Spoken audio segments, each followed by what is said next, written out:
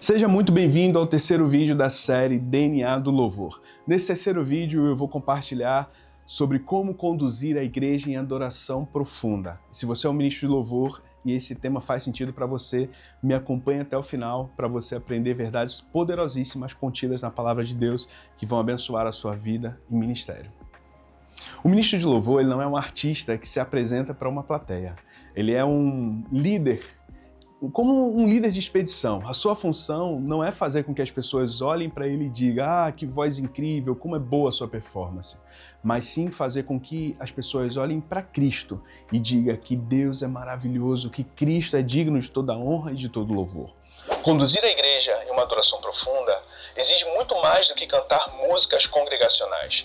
Exige sensibilidade espiritual para ler o ambiente e coragem para obedecer ao comando do Espírito. E eu quero compartilhar alguns princípios que vão te abençoar no processo de conduzir a igreja em adoração. O primeiro princípio é o princípio da facilitação. A adoração profunda, ela acontece quando as distrações externas e as barreiras internas da igreja são rompidas. O papel do ministro é facilitar esse encontro. Muitas vezes o povo chega ao culto carregado de problemas, cansaços e preocupações. E isso é normal. Tem um texto muito importante que está lá em Mateus 3,3 que diz assim: preparem o caminho para o Senhor, façam caminhos retos para Ele. Para conduzir pessoas, você precisa preparar um caminho. Isso significa usar as primeiras canções não apenas para aquecer a voz ou para ajustar a banda, mas para convocar a mente do povo à realidade do reino. Uma boa condução, ela começa com convites claros, com palavras de encorajamento bíblico e uma postura que transmite segurança e autoridade espiritual durante o momento de louvor. O segundo ponto é discernindo o kairos, ou seja, discernindo o tempo de Deus no culto. Existem dois tipos de tempo em uma ministração. O primeiro tempo é o cronos, é o tempo do relógio, é o roteiro do culto. E o segundo é o kairos, é o momento oportuno de Deus. Conduzir com profundidade é saber quando o roteiro precisa se curvar à ministração do Espírito. Em João 3,8 tem um texto muito poderoso que diz: o vento sopra onde quer, você o escuta, mas não pode dizer de onde vem e nem para onde vai. Um erro muito comum é cortar um momento de glória porque o tempo da música acabou. A adoração profunda, ela geralmente acontece nas pausas, nos interlúdios, ou até nos momentos em que a música se torna um pano de fundo para que a oração da igreja flua. Você precisa aprender a ouvir o som do vento.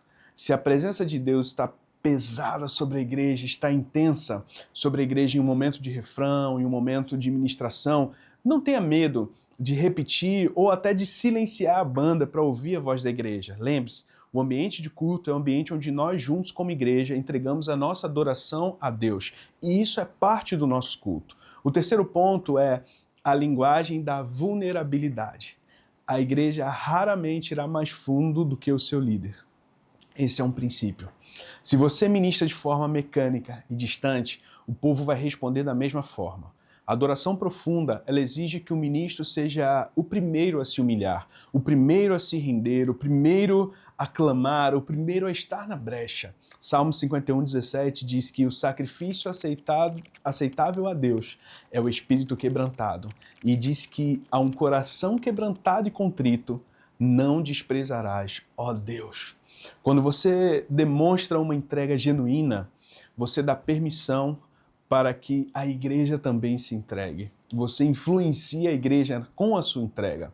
Não se trata de um emocionalismo fabricado, mas de uma verdade que flui naturalmente, uma verdade que transmite a vida do ministro. Por isso, o ministro precisa estar preparado para o exercício do seu ofício.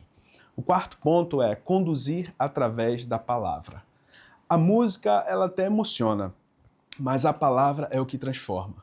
E para levar a igreja a um nível mais profundo, você precisa fundamentar a sua condução em textos bíblicos.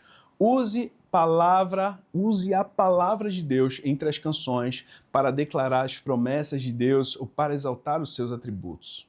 De forma muito prática, em vez de dizer, vamos cantar, vamos adorar, diga palavras que exaltem o nome do Senhor, o quanto Ele é grande, o quanto Ele é poderoso, recite trechos da palavra de Deus, porque a palavra de Deus ela é infalível, ela cumpre o seu propósito. E muito mais do que conduzir de forma a animar um público, nós estamos ali para ministrar, liberar a vida de Deus enquanto cantamos. Lembre-se, conduzir não é empurrar, é inspirar pessoas a te seguirem em direção a Jesus. O foco é a resposta. O sucesso da condução, ele não é medido pela performance, mas pela resposta que experimentamos quando a presença de Deus se manifesta em nosso meio.